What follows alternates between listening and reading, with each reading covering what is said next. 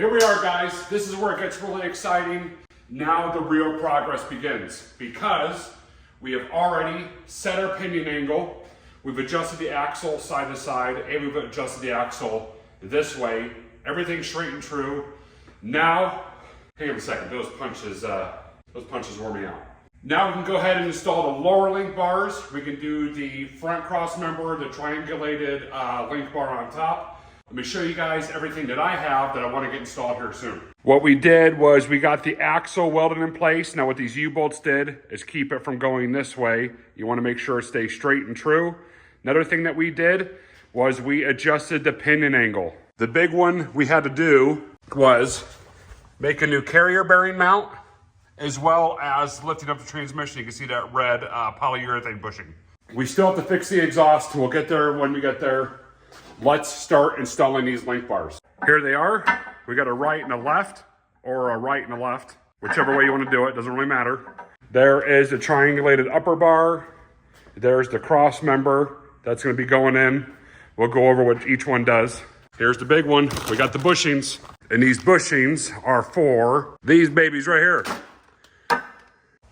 The first thing we have to do before anything else is get the bushings in the new arms. Get this out of the way. We're going to be grabbing a piece of wood here in a little bit. Let's do one at a time. So nice part about this kit is it comes with these bushings. Nice part is they're not really a press fit. You can hammer these things in. But the first thing you want to do before anything else is grease these things up. You don't want to, it's going to sound bad, you don't want to install anything dry, okay? You want to lube it up. The reason is once this thing is assembled, you're not going to want to disassemble it anyway. So why not assemble it correctly the first time? And once these things are greased up and ready to go, what we'll do is we'll mount it on the front leaf perch, and then, or the leaf shackle, whatever you want to call it. And then we're going to lift this arm up underneath the axle and tack it in place because we're already at half travel. I'm thinking this might be a good time to talk about half travel. I know I've talked about it a bunch, but it might be time I explain it to you. Take out a notepad, take out a calculator, because we're going to do some figuring out. Let's go ahead and do a quick rough drawing of exactly what half travel is. We're going to make a couple rough draft lines here. We're going to draw an axle right now. So there's my axle sitting right there.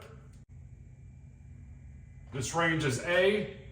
This range is B. So A equals B. So those two are the exact same. So right here we're set up at half travel, HT. So let's say that when you lift up your truck or lift up your car, you have a total lift of 10 inches because we're gonna make it that. So 10 inches, 10 divided by 2 equals 5. So each one, A plus B, because you're splitting the difference, is 5 inches. So when you're driving down the road at half travel, your pinion angle is super happy. And if you lift it or if you dump it, you're sharing the load equally on that U-joint because you don't want to stress that U-joint out too much. So that's the purpose of half travel. When you set your vehicle up, have it at ride height. That's my ride height. That's what I like. I like having my ride height in a good position where I'm sharing the load equally, like I said. There's a lot of people, when they'll set up their vehicles, what they'll do is they'll be at full dump. And what they'll do is they'll put all their links together, put all their bars together, and then when they lift it up, what's happening is that axle actually will roll some, going up and going down. It'll actually roll just a little bit. And you don't want to have it set up on half travel at dump. Then when you lift it, your U-joint screaming. You don't want to be driving down the road like that constantly. So the way I do it is I like to share the load equally, have my ride height at the very center of my optimal driving. So what I did was I installed this axle at half travel, meaning that when I dump it and this axle goes up, it goes up 5 inches. When this axle goes down, it goes down 5 inches. So I'm sharing the load equally on my U-joint, so I'm not stressing it out. You don't want to set up your ride height with your axle dumped because when you go to lift it, you're constantly going to have pressure on your U-joints and it's not going to be happy and you're going to have some issues. Hopefully that makes sense. If not, ask a question down below. I'll try and respond, no big deal there. But that's what half travel is. It's not complicated, it's just a little boring, but it's very important. That is probably just as important as setting pinion angle. So half travel. Got some gloves. We'll just do one at a time here. It's gonna get messy. We got some grease right here. Extreme pressure, premium red grease. That's what I have on the shelf, okay? If that's not the right stuff, don't beat me up in the comments too much. And these gloves are super old. I've had these things on the shelf for about 4 years. And normally I don't put these things, oh, that thing looks used. Normally I don't wear these, but today I'm going to.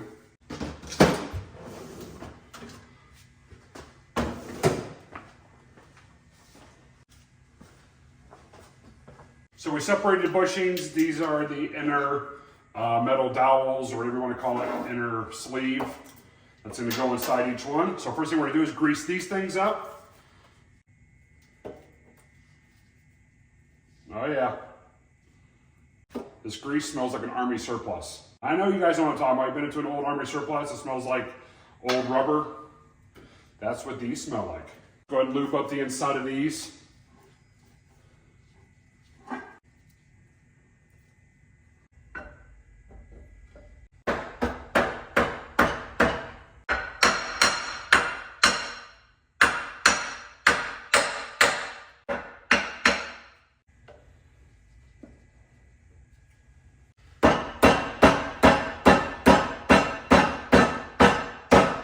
Bigger socket, so you can go around that inner sleeve, push that bushing down a little more.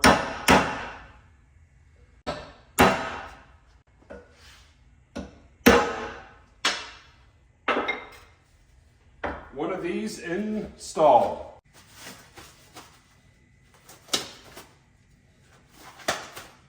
Precision. Nailed it. Now with these bars, came with these mounting tabs. It also came with the hardware for it. Now on this truck, it has 1, 2, 3, 4, 5, 6, 7 of these bushings, which means it's got 7 of the same bolts. And those 7 are sitting right here. But we're only gonna grab 2 for now, because we're gonna mount up to one side. There it is. These are for the airbags. I don't know if I'm gonna be reusing these locations or if I'm gonna make my own locations. I'll back you up just a little bit here. Don't get offended, don't get mad, okay? I'm here to teach you, so you can't get too mad at me. What I'm gonna do, I'm gonna open that up just, oh no! What I'll do is I'll just open it just a little bit.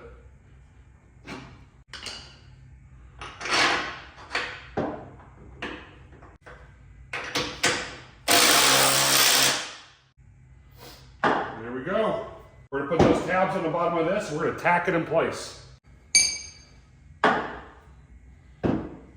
These are the axle tabs. So these will sit right underneath. And these are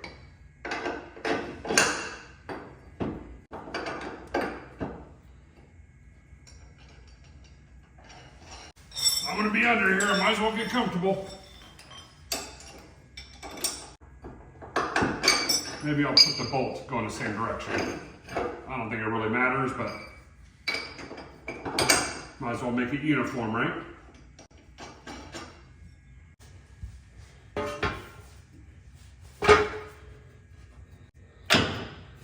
Go up one click, shove it till it's tight.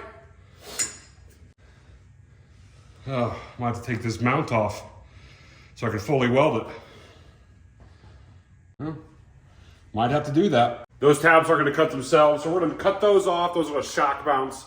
And if we're going to be here doing this anyway, let's get this crossmember out of here because we got to do that. So we're going to go ahead and grind these off, either with a cutoff disc or flapper disc, and then we're going to use the air hammer and all of them out.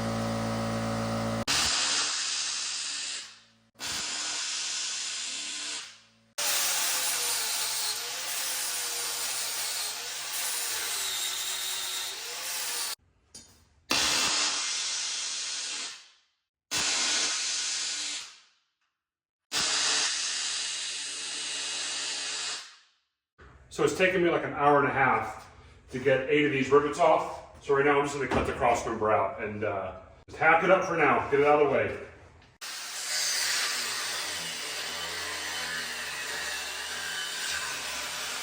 I got a little money's worth out of that one.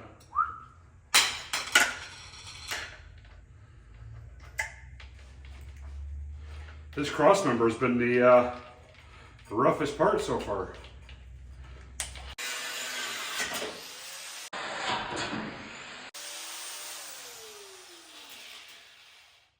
That disc just exploded.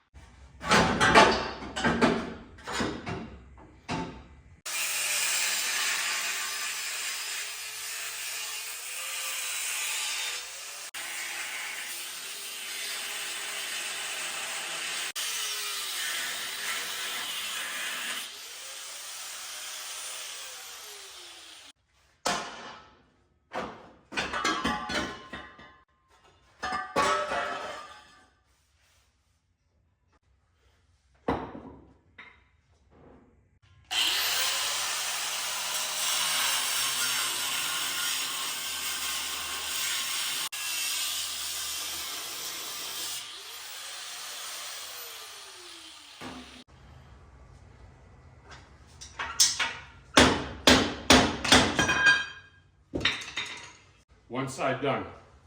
3 hours later. 4 rivets to go. This is not easy, but you know what? It has to get done. Oh, man, this is brutal. Oh. 4 rivets to go. Hopefully I can knock this out a lot quicker than the other sides. Now that I kind of know rhythm of what to do.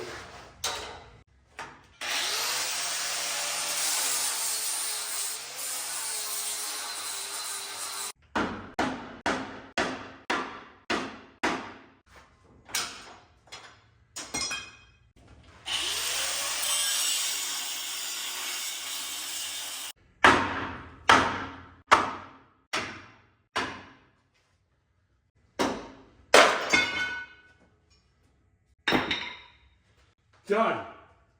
That whole process started at about 9 this morning. It's about 1 o'clock now.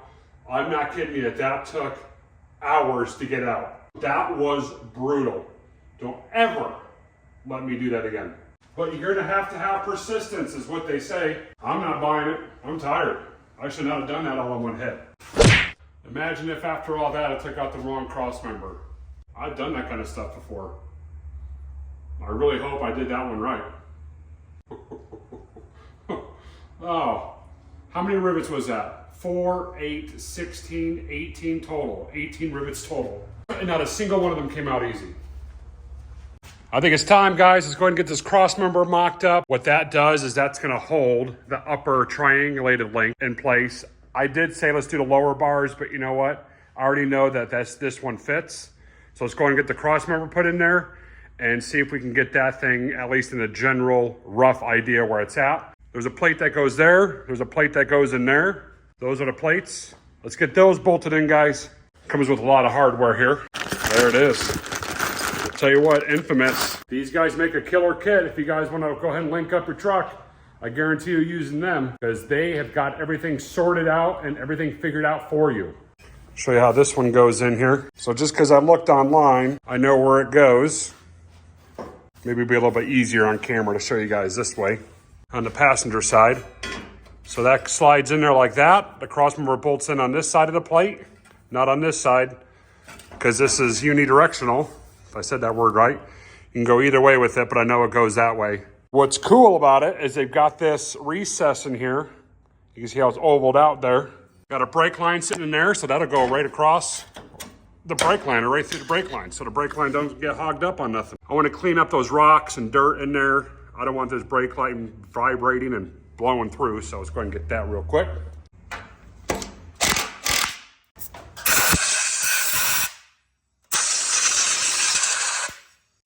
To tell you what, guys, that wore me out, getting this old original cross member out absolutely took all the energy out of me. Okay, get this plate in. It's nice. This stuff comes with hardware and nylocks. Uh-oh. That's not the right size.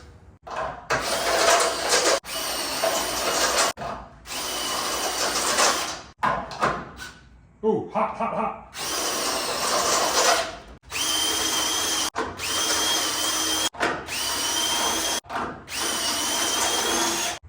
Back to square one, redo. Cleaned up. She's in.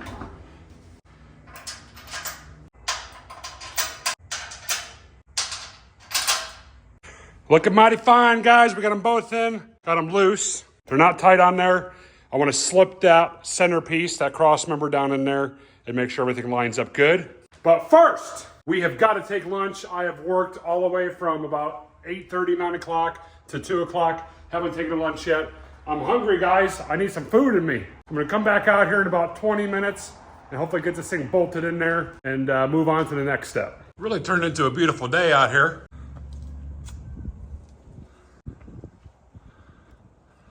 Get some nice natural light. I'm always working out here in the dark, it seems. Garage doors closed. Let's keep these doors open. Get some nice light in here. I'm gonna open up this one all the way. Let's get this cross member bolted in here.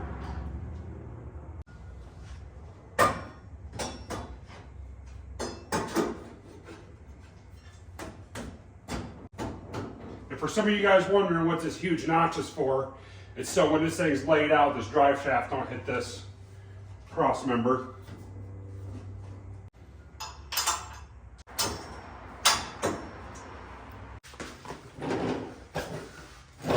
It's that time to start welding stuff in place. Now that the cross member is done, went inside there for a while, spent some time with my family. Now I'm out here tonight.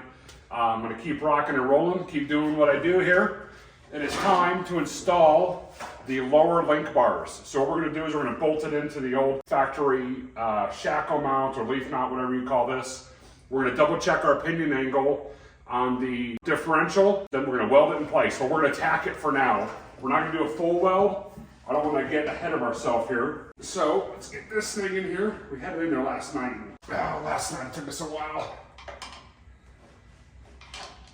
Looks pretty darn good. Stop catching on that.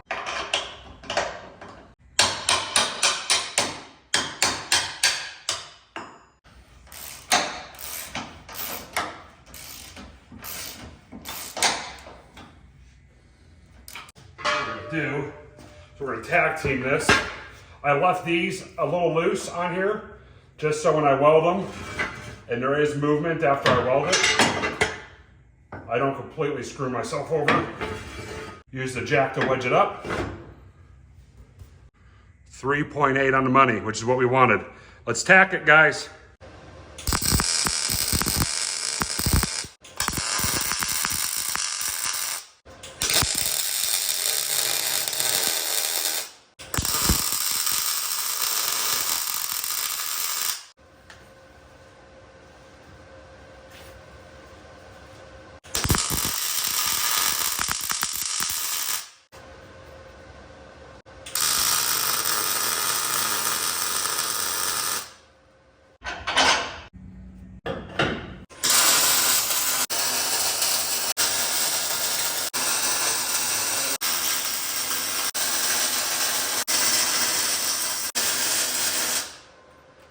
And by tacks, I mean miniature welds. I don't want this thing going anywhere.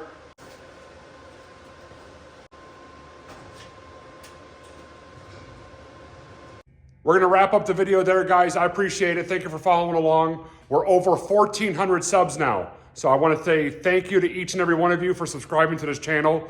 Truly means a lot. Thank you so much. I know we're taking our time on a truck, but you know what? That means it's gonna be done right, because I wanna make sure that this truck is legit going down the road and I don't have to worry about anything. So take care, everyone. See ya. Have a good week.